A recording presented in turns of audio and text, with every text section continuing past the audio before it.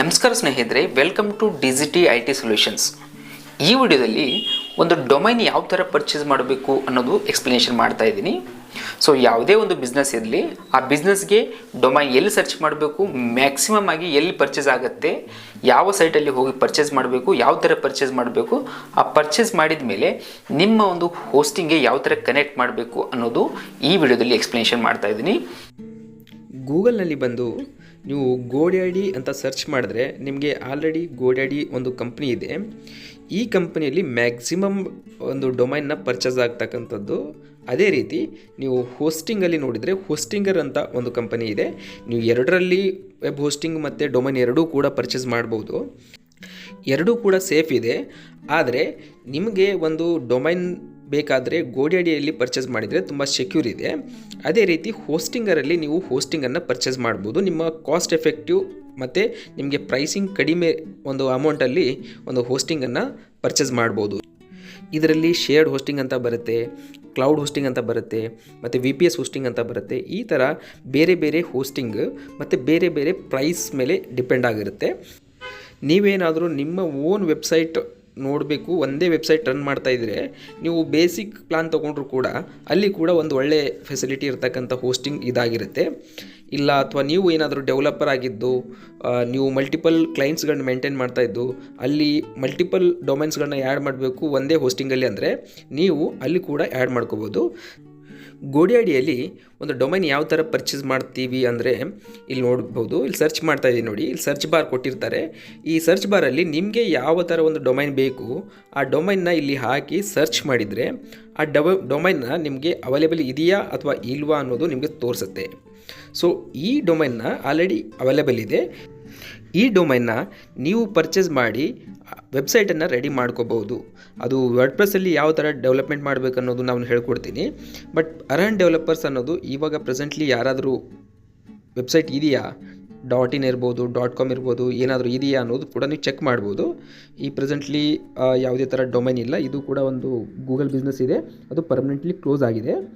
ನಿಮಗೆ ಈ domain purchase ಮಾಡಿದರೆ ಸರ್ಚ್ ಕನ್ಸೋಲಲ್ಲಿ ಕೂಡ ನೀವು ಒಳ್ಳೆ ರ್ಯಾಂಕಿಂಗನ್ನು ಮಾಡ್ಬೋದು. ಯಾಕೆಂದರೆ ಬೇರೆ ಸೈಟ್ಗಳು ಎಕ್ಸಿಸ್ಟಿಂಗ್ ಇಲ್ಲ. ಅಂದರೆ ಅರಹನ್ ಡೆವಲಪರ್ಸ್ .com ಇರ್ಬೋದು, .in ಇರ್ಬೋದು, .org ಇರ್ಬೋದು, ಬೇರೆ ಬೇರೆ ಎಕ್ಸ್ಟೆನ್ಷನ್ ಇರ್ತಕ್ಕಂಥದ್ದು ಅವೈಲೇಬಲ್ ಇಲ್ಲ ಅಂದರೆ ನೀವು ಈ ಡೊಮೈನ್ಗೆ ಒಳ್ಳೆ ರ್ಯಾಂಕಿಂಗನ್ನು ಮಾಡ್ಬೋದಾಗಿದೆ.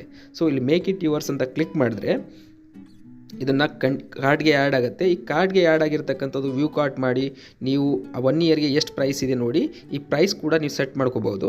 ಸೊ ಈ ಪ್ರೈಸ್ ನೀವು ಪೇಮೆಂಟ್ ಮಾಡಬೇಕು ಅಂದರೆ ಸೊ ಗೂಗಲ್ ಪೇ, ಫೋನ್ಪೇ ಅಥವಾ ಯಾವುದೇ credit card, debit card, so ಯಾವುದೇ ಇದ್ದರೂ ಕೂಡ ಅದನ್ನು ನೀವು ಇಲ್ಲಿ ಪೇಮೆಂಟ್ ಮೆಥಡ್ ಯೂಸ್ ಮಾಡಿಕೊಂಡು ಪೇ ಮಾಡ್ಬೋದಾಗಿದೆ. ಸೊ ಈ ಡೊಮೈನ್ನ ನೀವು ಎಷ್ಟು ವರ್ಷ ಜಾಸ್ತಿ ಪರ್ಚೇಸ್ ಮಾಡಿದರೆ ಅಷ್ಟು ಒಂದು ಡಿಸ್ಕೌಂಟನ್ನು ಇಲ್ಲಿ ಸಿಗುತ್ತೆ.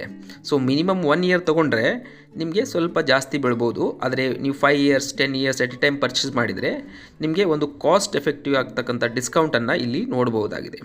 ಸೊ ಇಲ್ಲಿ ಕಂಟಿನ್ಯೂ ಟು ಕಾರ್ಟ್ ಅಂತ ಕ್ಲಿಕ್ ಮಾಡಿದ್ರೆ ನಿಮಗೆ ಇಲ್ಲಿ ಫುಲ್ ಡೊಮೈನ್ ಪ್ರೊಟೆಕ್ಷನ್ ಅಂತ ಕೇಳ್ತಾ ಇದೆ. ಈ ಡೊಮೈನ್ ಪ್ರೊಟೆಕ್ಷನ್ ಏನು ಬೇಕಾಗಿರಲ್ಲ. ಸೊ ನೋ ಡೊಮೈನ್ ಪ್ರೊಟೆಕ್ಷನ್ ಅಂತ ಸೆಲೆಕ್ಟ್ ಮಾಡಿ ಕಂಟಿನ್ಯೂ ಅಂತ ಕೊಡ್ಬೋದು. ಸೊ ಕಂಟಿನ್ಯೂ ಟು ಕಾರ್ಟ್ ಅಂತ ಕ್ಲಿಕ್ ಮಾಡಿದ್ರೆ ನಿಮಗೆ ಇದು ನಿಮ್ಮ ಡೀಟೇಲ್ಸ್ ಎಂಟ್ರಿ ಮಾಡಲಿಕ್ಕೆ ಆಪ್ಷನ್ ಬರುತ್ತೆ. ಲೈಕ್ ನೀವು ಒಂದು ಅಕೌಂಟನ್ನು ಹೊಂದಿರಬೇಕಾಗತ್ತೆ ಗೋಡ್ಯಾಡಿಯಲ್ಲಿ. ಬೇಸಿಕ್ ಅಕೌಂಟ್ ಅಂತಂದರೆ ನಿಮ್ಮ ಒಂದು ಪರ್ಸ್ನಲ್ ಡೀಟೇಲ್ಸನ್ನು ಹಾಕಿರ್ತಕ್ಕಂಥದ್ದು. ಸೊ ಇಲ್ಲಿ ನೋಡಿ ಅಮೌಂಟನ್ನು ಫೈನಲ್ ಸ್ಟೇಜ್ಗೆ ತಂದಿದೆ. ರೆಡಿ ಟು ಚೆಕ್ಔಟ್ ಅಂತ ಇದೆ. ಇಲ್ಲಿ ರೆಡಿ ಟು ಚೆಕ್ಔಟ್ ಅಂತ ಏನು ಬಟನ್ ಕಾಣಿಸ್ತಾ ಇದೆ, ಇದನ್ನು ಕ್ಲಿಕ್ ಮಾಡಿದ್ರೆ ನಿಮಗೆ ಒಂದು ನಿಮ್ಮ ಅಕೌಂಟ್ ಡೀಟೇಲ್ಸ್ ಇದ್ದರೆ ಸೊ ನಿಮ್ಮ ಡೀಟೇಲ್ಸ್ ಕೇಳುತ್ತೆ.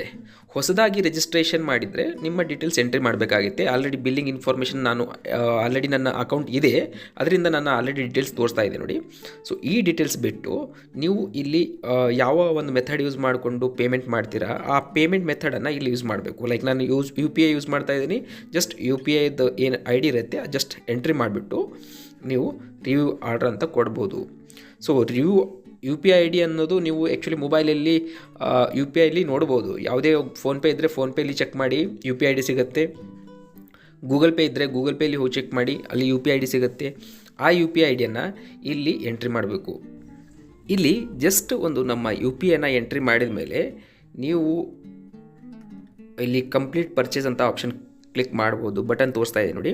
ಇದನ್ನು ಕ್ಲಿಕ್ ಮಾಡಿದ್ರೆ ನಿಮಗೆ ಒಂದು ಪೇಮೆಂಟ್ ರಿಕ್ವೆಸ್ಟನ್ನು ನಿಮ್ಮ ಯಾವುದು ಯು ಪಿ ಐ ಯೂಸ್ ಮಾಡ್ತಿರೋ, ಫೋನ್ಪೇ ಇರ್ಬೋದು, ಗೂಗಲ್ ಪೇ ಇರ್ಬೋದು, ಅಲ್ಲಿ ಒಂದು ರಿಕ್ವೆಸ್ಟನ್ನು ಜನ್ರೇಟ್ ಆಗುತ್ತೆ ಪೇ ಮಾಡಲಿಕ್ಕೆ.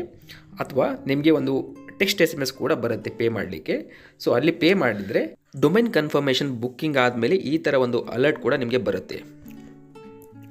ನಿಮ್ಮ ಒಂದು ಡೊಮೈನ್ ರಿಜಿಸ್ಟ್ರೇಷನ್ ಆದಮೇಲೆ ನಿಮ್ಮ ಒಂದು ಅಕೌಂಟ್ ಪ್ರೊಫೈಲ್ ಇರುತ್ತೆ ನೋಡಿ, ಆ ಪ್ರೊಫೈಲಲ್ಲಿ ಮೈ ಪ್ರಾಡಕ್ಟ್ ಅಂತ ಒಂದು ಆಪ್ಷನ್ ಬರುತ್ತೆ. ಅಲ್ಲಿ ಹೋಗಿ ತಾವು ತಮ್ಮ ಒಂದು ಡೊಮೈನ್ ಬುಕ್ ಮಾಡಿರತಕ್ಕಂಥ ಇನ್ಫಾರ್ಮೇಷನ್ನ ಅಲ್ಲಿ ಚೆಕ್ ಮಾಡ್ಬೋದಾಗಿದೆ. ಈ ವಿಡಿಯೋದಲ್ಲಿ ಇಷ್ಟು ಸಾಕು. ನೆಕ್ಸ್ಟ್ ವಿಡಿಯೋ ಆದಷ್ಟು ಬೇಗ ತರ್ತೀನಿ. ಈ ವಿಡಿಯೋ ಇಷ್ಟ ಆಗಿದ್ದರೆ ದಯವಿಟ್ಟು ಲೈಕ್ ಮಾಡಿ, ಕಮೆಂಟ್ ಮಾಡಿ, ಶೇರ್ ಮಾಡಿ, ಸಬ್ಸ್ಕ್ರೈಬ್ ಮಾಡೋದನ್ನು ಮಾತ್ರ ಮರಿಬೇಡಿ. Thank you so much.